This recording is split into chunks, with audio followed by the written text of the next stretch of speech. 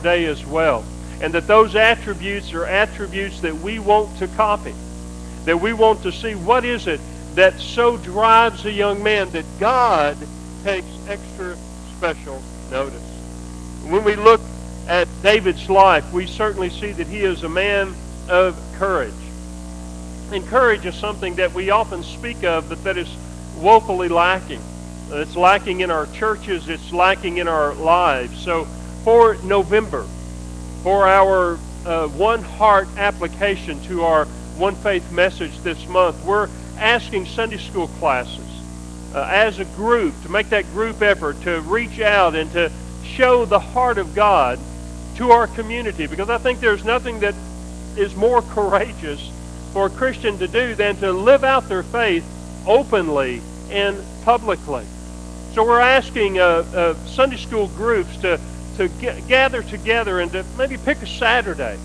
Suggestions have been given to each of the teachers in those classes for projects, or you may even come up with one yourself. To be honest with you guys, the young classes have already let out. They're already forming, have already gathered their applications of what they're going to do. So the best we can do is to follow that lead. So we're asking you to gather together and to do something that is just pure service, that is just pure courage, nothing that has an ulterior motive to it. So we've made available some T-shirts. I love NLR, the T-shirts say. They're beautiful T-shirts. They're made out of 100% material, and therefore a minimal cost. And we're asking if you would pick those up, your Sunday school class, and wear those shirts when you go out and do whatever that community activity, whether it's raking someone's yard, working at a local grocery store, whatever one of those projects that you choose to take, to have that courage. Our church's name is simply on the back. We're not asking you to hand out tracts. We're not asking you to even invite people to church. We're just simply asking you to just serve. To serve and let the service of God, let that willingness to be a servant be a tremendous witness in the lives of churches that are around us. And as I said, some of our youngest groups have taken the lead on this. And so I hope the rest will follow. And you can find out after church. You can check with our staff and get those T-shirts. Check with your Sunday school classes about this. And let us learn to be a people after God's own heart in our attitudes and even in our actions that we take today. What a great example. What a great character study. We could spend many, many weeks looking in the life of David, this young man, a man who was picked out by God in his youth to be the next king of Israel. Following Saul, the man picked out as the logical choice by all the people. We get one who was the least likely choice of the people, but was the one whom God had chosen, because his heart was different than all of his brothers. His heart was different than all of the others in Israel. And it is that attribute that we don't want to just gloss over nostalgically as we look nostalgically at the story of David and Goliath, but that we want to grab a hold of and to see what we find in that life ourselves. I'm going to ask you to join with me as we look together. Get my verses to come up right. In 1 Samuel 17, beginning in verse 1.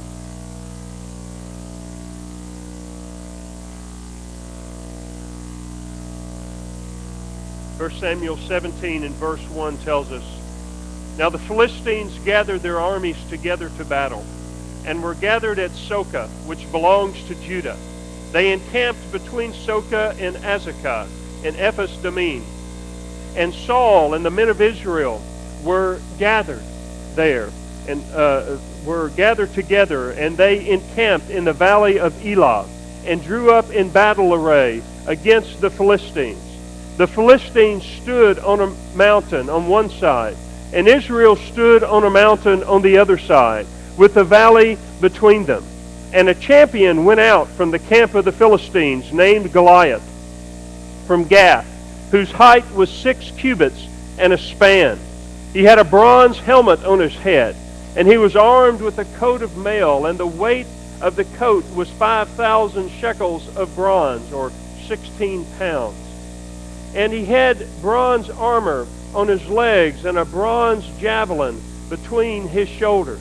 Now the staff of his spear was like a weaver's beam, and his iron spearhead weighed 600 shekels, and a shield bearer went before him. Then he stood and cried out to the armies of Israel and said to them, "Why have you come out to line up for battle? Am I not a Philistine, and you the servants of Saul? Choose a man for yourselves, and let him come down to me. If he is able to fight with me and kill me, then we will be your servants. But if I prevail against him and kill him, then you shall be our servants and serve us." And the Philistines said, "I defy the armies of Israel this day. Give me a man that we may fight together." And when Saul and all Israel heard these words of the Philistine, they were dismayed and greatly afraid. Saul comes out. The Bible spends a lot of time talking about the size and the weight of his armor. Just as today and that day also, they were very impressed with their weaponry and relied heavily on their weaponry as a sign of their strength, and so too with Goliath's armor that he had. What I want us to notice in this is simply that Goliath calls out and says, "Who is there among you that will come to me?" Now, it was not unusual in that day for there to be representatives who would go down one-on-one and engage in a fight instead of all the armies having to fight. This was not something new, and it was not what scared Israel.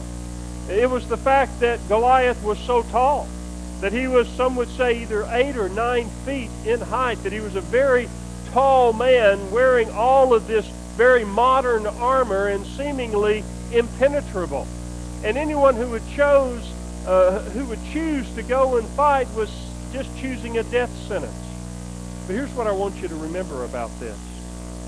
If Goliath was indeed the tallest man in his army, it would make sense then that the tallest man in Israel's army would be the one who would go to fight him. And the tallest man in Israel's army, well, we already know who that is, because it's already been told to us in the earlier chapters of 1 Samuel. And that is when Israel cried out for a king. They cried out for a man named Saul, who the scriptures tell us was head and shoulders above every other person in Israel. Yeah, Saul was the man. He was the logical choice to go and to fight Goliath.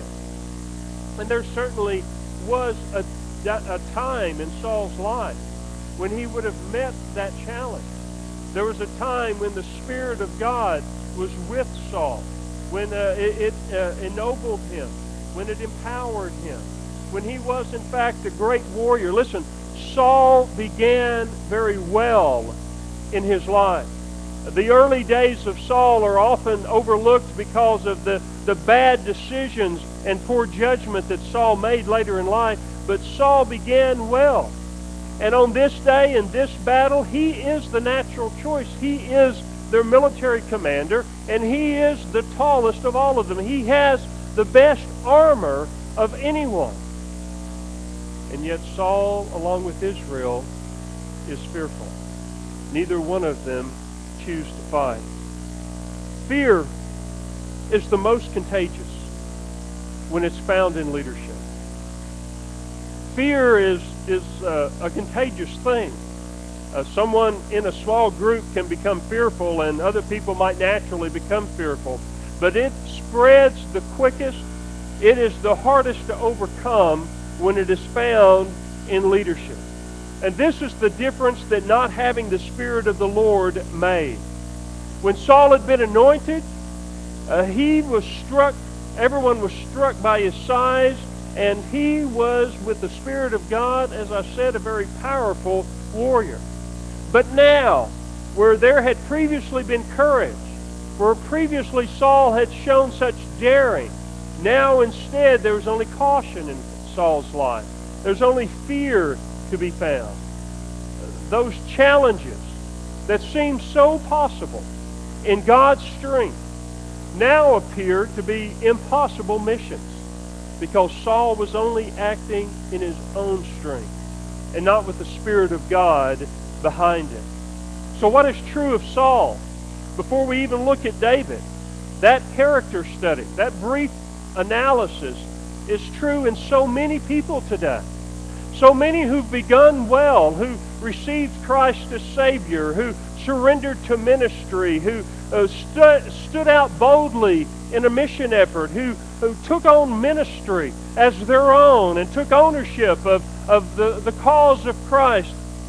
And yet in recent days, in recent years, have allowed caution and fear, have allowed this thing called, quote, common sense, to allow self to be the decision maker and fear to set in. And when that happens with leadership, it's a terrible thing. All Israel now felt the way their leader did. And it's such an example of what happens to a people when their leadership is frightened. There is no place where fear is more contagious than in a leader. It's sad to observe this in a nation. And it's even sadder when it happens in the church. If we are to be leaders, we have got to cast aside fear. We have got to embrace our trust and have that heart that David had, that we'll see in just a few moments, where we trust God fully in all things, where we don't allow caution, we don't allow fear, we don't allow every excuse that our own hearts, that our own flesh can generate to cause us to become stifled in what we were once ambitiously bold in doing. The church is now 50 years old, and I think it's at a tremendous turning point in that way. We saw last week all the courage, all the progressive thinking that brought the church to where it is today. But listen, sometimes things happen when you have a lot of success and you have a lot of growth, and that initial group begins to age and to settle. And that is, we begin to allow caution. We begin to allow fear. We begin to allow comfort. We begin to allow, hey, I like things the way they are.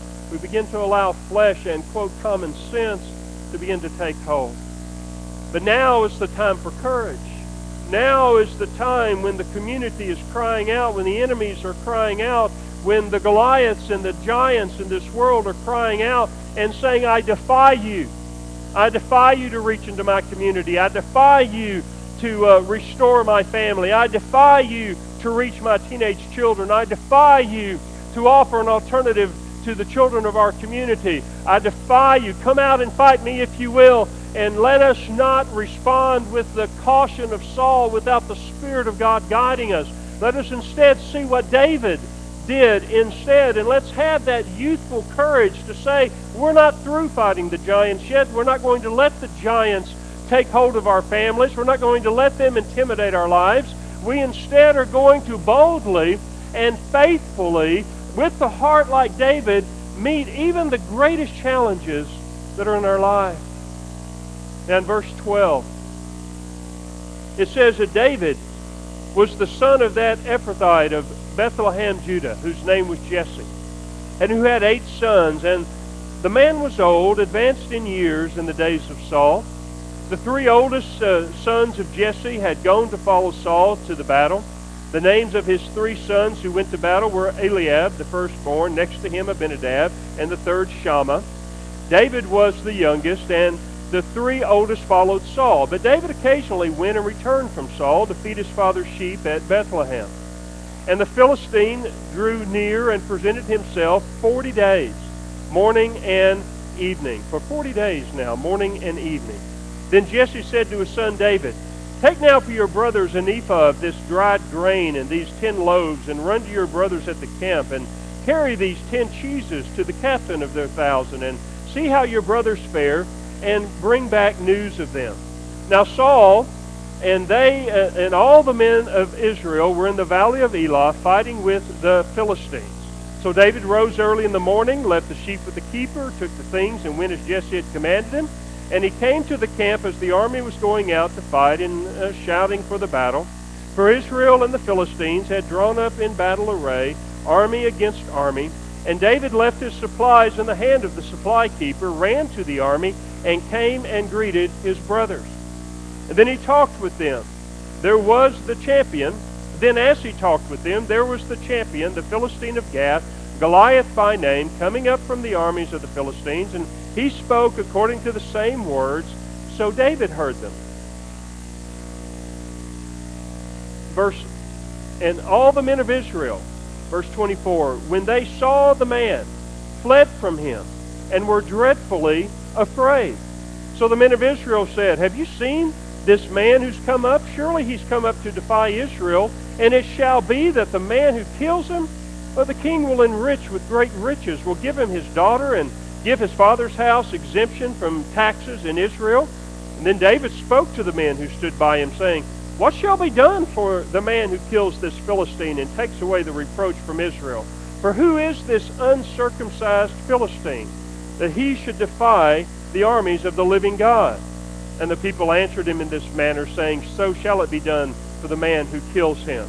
Now Eliab, his oldest brother, heard when he spoke to the men, and Eliab's anger was aroused against David, and he said, why did you come down here?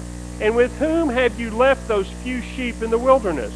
I know your pride and the insolence of your heart, for you have come down to see the battle. And David said, what have I done now? Is there not a cause? I know I'm doing a lot of reading. I'm wanting to let the story almost preach itself, but up to now, everyone's been dealing with what they thought was a military problem. It was the shepherd, this lad, David, who raised the larger theological issue here. And David's question irritated his brothers. They didn't like it. They criticized the fact that he was even there, that he had left the sheep, that he had only come just to view and to see the battle take place. They questioned the motives of what he was doing there. The spirit of the brothers is very similar to the spirit of Joseph's brothers. If you remember when Joseph was that dreamer they call, who said that he had this dream where his brothers would bow down to them, and they were very critical of that. They held him in contempt, and so do David's older brothers hold him in contempt as well. But in so doing, in this narrative, it shows us who want to have the heart of David, who want to pursue God's heart, who want God to be attracted to our very attitudes. It shows us one thing, and that is that those who see clearly are never liked by those who are paralyzed by darkness. That those who sense the movement of God are always going to find opposition among those who seem cautious, who are darkened by fear. And that's what fear is. Fear is a darkness. And those who are darkened by fear don't see. They can't see the purpose of God in things. They can only see what's right in front of them. And what's right in front of them is this giant. It takes someone like David and someone with David's courage to see beyond that. Even after considering the normal rivalry between older and younger brothers, their reaction, well, it may have been caused by a sense of shame. A sense of shame at being afraid and embarrassed because their baby brother had witnessed that they didn't go and fight when they should have. Sometimes when a new Christian says, why don't we just go and witness to these people? And the older experienced Christian who hasn't done that in a while suddenly is embarrassed by the notion that this younger Christian is pointing out something that they have long since failed to do. Sometimes the older Christian might respond in a negative way. Oh, you don't know what you're doing. Oh, we've got to be careful. Oh, we don't want to push them away. And sometimes out of shame and embarrassment, common sense will cause these negative reactions, will cause them not to like what a pure heart after God desires to do. There's a sense in which people who see things clearly are never liked by those who are blind to what's going on. In fact, I think had Samuel listened to Eliab talk to David at this point, if Samuel had been there, He would have understood what God told Samuel when all the sons were lining up and this first one came. And God said in 1 Samuel chapter 7, He said to Samuel, I have refused him. I have chosen not to get him. 1 Samuel 16, I should say, in verse 7. That God saw in Eliab's heart what Samuel could not see. Samuel saw that he was the oldest, saw that he was the tallest, and yet God was looking on the heart. And when God looks on the heart, He sees our fear, He sees our weakness, but He also encourages us and wants to kindle that flame inside of us to renew that courage so we'll do the great things for God.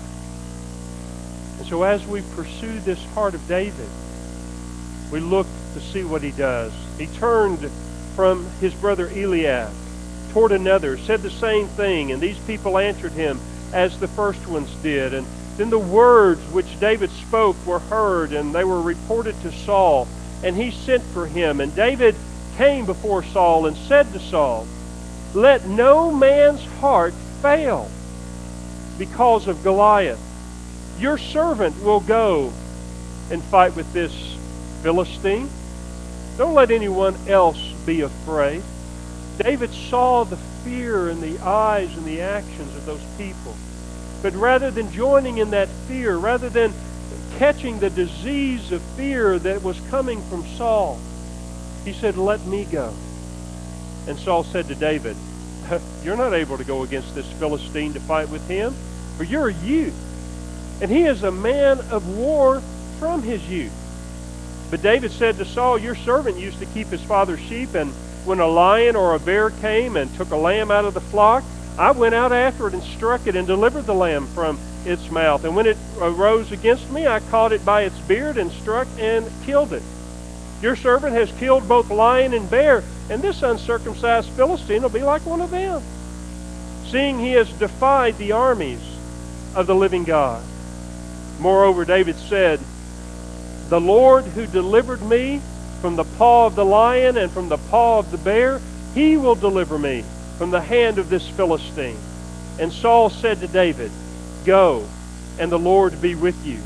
So Saul clothed David with his armor, and he put a bronze helmet on his head, and he also clothed him with a coat of mail. David fastened his sword to his armor and tried to walk, for he had not tested them. And David said to Saul, I cannot walk with these, for I have not tested them. And so David took them off. And then he took his staff in his hand, and he chose for himself 5 smooth stones from the brook, and put them in a shepherd's bag and a pouch which he had, and his sling was in his hand, and he drew near to the Philistine. It was to Saul that David announced his offer to fight the giant. It was to Saul that he spoke, and it was to David that the king tried to discourage him. Saul's reasoning made sense. He contrasted David's youth with Goliath's professionalism. But David dealt with that obstacle by telling how he had killed both a lion and a bear, and that he had been used to protecting his father's sheep, and that he could do just the same with this uncircumcised Philistine.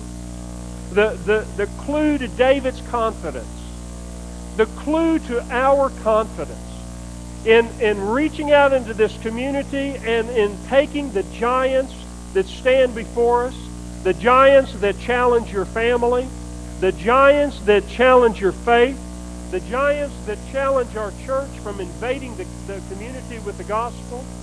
The clue to David's confidence was shown in his interpretation of those battles with the lion and the bear. His interpretation of those battles when it's applied to the battle that he was about to go into. The reason David felt that the Philistine would meet the same fate as the lion and the bear did was that in verse 37, the Lord who delivered me from the paw of the lion and the paw of the bear will deliver me from the hand of the Philistine. In other words, David wasn't saying I'm really good with a slingshot. David wasn't saying I'm a really, really strong person. What David was saying is that I have God with me. And with God on my side, I can do these incredible things because it was God who was with me when I killed a lion. I know you're not supposed to be able to just kill a lion. It was God who was with me when I took down that bear. I know that I'm a young person and I should have no fighting chance against the bear. But I have seen God at work powerfully in my life, and that God will be with me with this uncircumcised Philistine as well. David's great confidence did not come from his ability. It didn't even come from his past experiences. But it came from his feeling that the battle was one in which God would be with him. If we're to do anything as leaders in our home, as the church of the living God, it will be on this basis. If there's to be something about our heart that attracts God to us in a special way, it is to be this exact thing, that we understand that every battle can be won, that every challenge can be met, that every obstacle can be overcome, not because of our ability or our maturity or our common sense, but because God is with us. And God is with us at every step. In fact, I wonder if David's impassioned speech to the king, maybe it stirred memories in Saul of those earlier days in another time. Those times when he stood strong for God and he knew that God was with him in some of his past victories. Maybe it stirs those same thoughts in our own hearts. Memories of days when we were more in fellowship with God. But listen, memories of days when we were more in fellowship with God, those can be haunting memories as they were with Saul. If we have given up, if we have lost the sense of adventure that God calls us to, we don't want to be as a people. I cannot be, as your pastor, a pastor of a church of fond memories. We've got to be a church of a living God, a God who empowers us, who wants to move us forward, who has not even begun to do the great things that only God can do. And we can never lose sight of that. That He who was with us these past 50 is going to be with us these next 50. And that He's going to do even greater things than He has done in the past, so that we will know. That God is in charge and that God is here. That it is not our ability or our experience. Saul's effort to help David. Saul's effort was a sincere one. It was a very nice gesture. The fact is, the king always had the best armor. No one had the armor that the king had. And so for him to offer the best armor of Israel to David was a noble gesture. And it was one where Saul was trying to do the best that he could do. The problem is, it wasn't David's armor. As you know from our reading, he had not tested it. He hadn't practiced with it. It was too heavy. It was too bulky for him. He was of much smaller stature than Saul, and so it was just oversized to begin with, and he knew he couldn't do it. And really, in that narrative, it teaches us something very strong and very powerful, and that is this: don't do battle with someone else's armor. Don't feel like, God hasn't equipped me to face my giant. Oh, yes, He has. God equips you. He uses the experiences. He uses the teaching that you have received. He grows you and He matures you. He doesn't give you more than you can handle, even though we often smirk that, God doesn't know what He's talking about sometimes. The fact is, God has enabled you. And it may not be with the best armor. It may not be with the most brilliant Bible mind. It may not be with a great outgoing personality. It may be with a sling and a stone. But that's what God has enabled you with. That is your weaponry. That is your tools. Those are the tools of your trade, your personality, your appearance, your ability. God uses those. And when we try to wear someone else's armor, when we try to go into a situation with someone else's concept, we often will fail.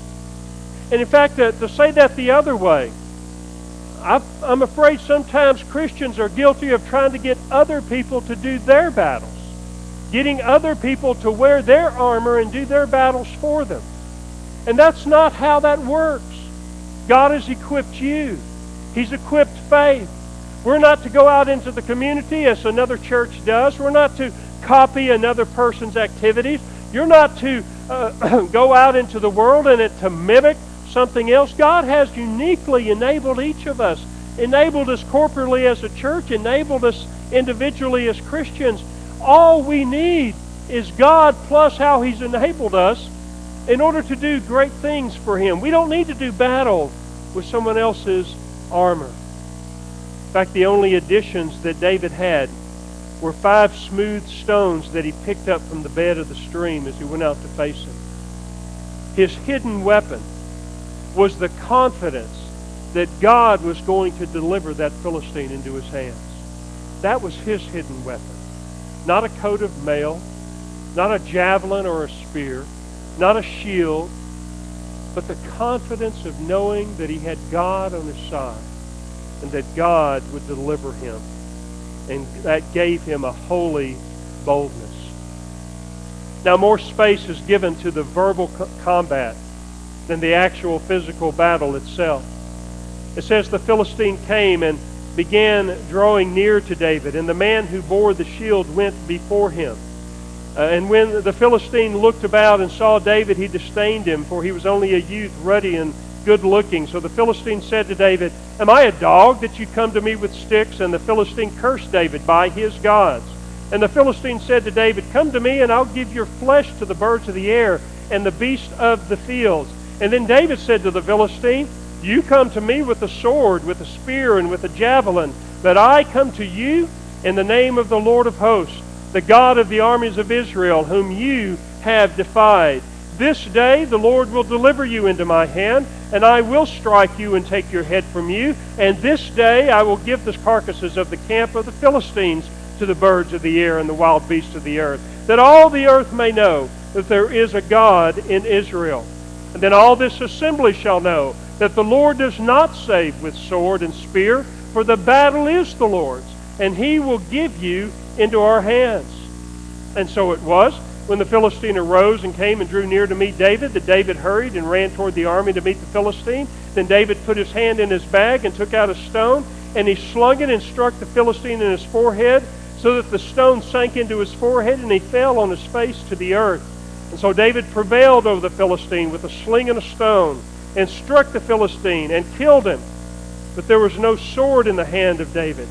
Therefore David ran and stood over the Philistine, took his sword and drew it out of its sheath, and killed him, and cut off his head with it. And when the Philistines saw that their champion was dead, they fled.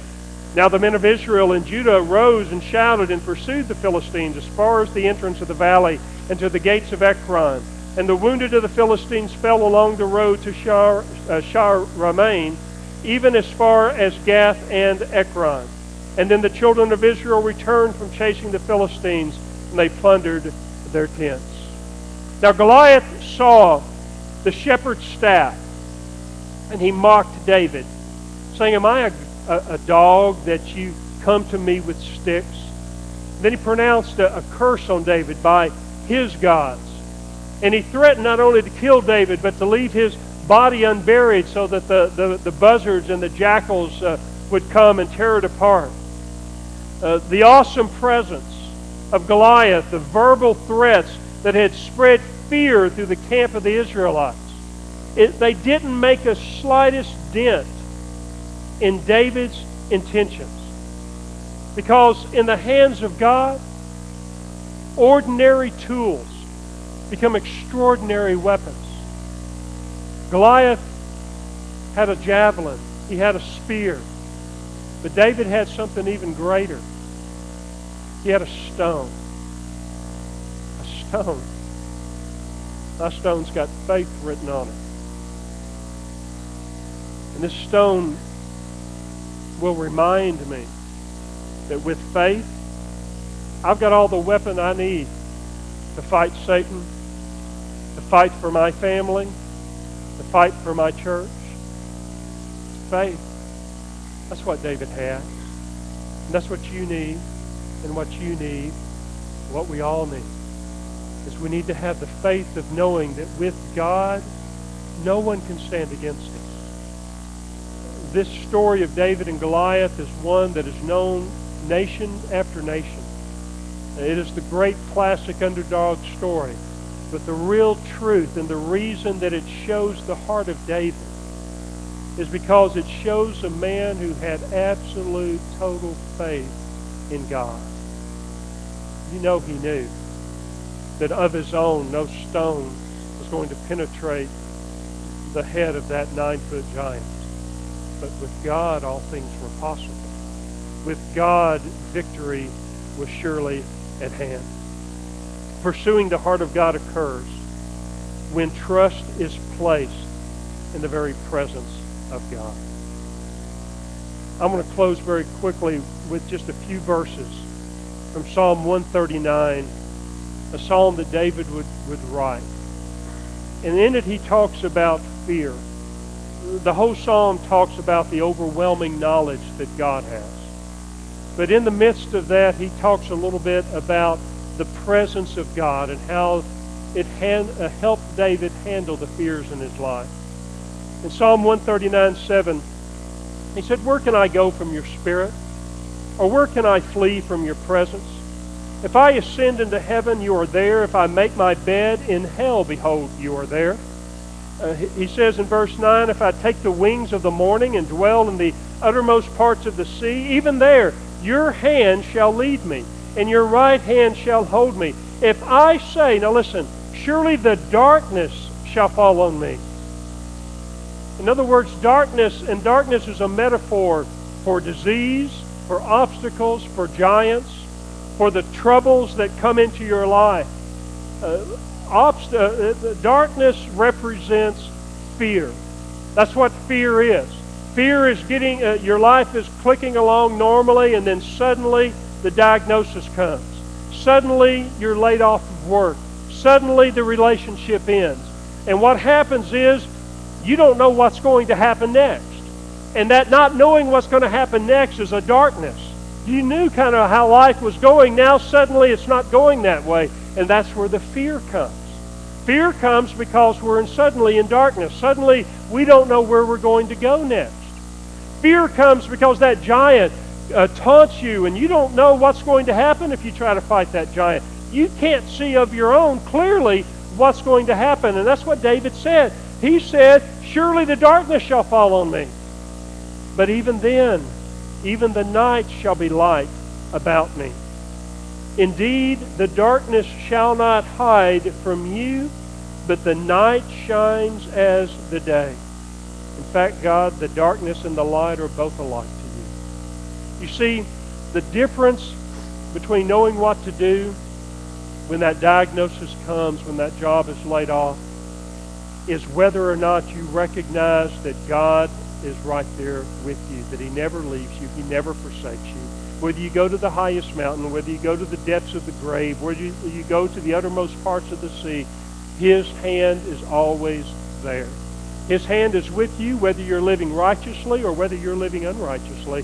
His presence is there with you whether you're going to church or whether you're failing to go to church. And His presence is with you whether things are going well or whether darkness has surrounded you. So much so that even the darkness is light when God is there. Even the giant can be clearly seen as defeatable when God is there. Our Father in heaven, speak to our hearts. Encourage us. Help us to do the impossible thing, and that is to walk out of here with the courageous heart of David. To take those giants that are just in the back of our mind, that we have with our common sense and our excuses, Father, shamefully avoiding. And help us to face them yet once again. Help us as a church, Father, to do those great and tremendous things. And to take simply a stone of faith. And with it, Father, to fall all of the obstacles that stand in the way of your kingdom progressing and growing. I pray in Jesus' name. Amen. I'm going to ask you to stand. I'm going to ask that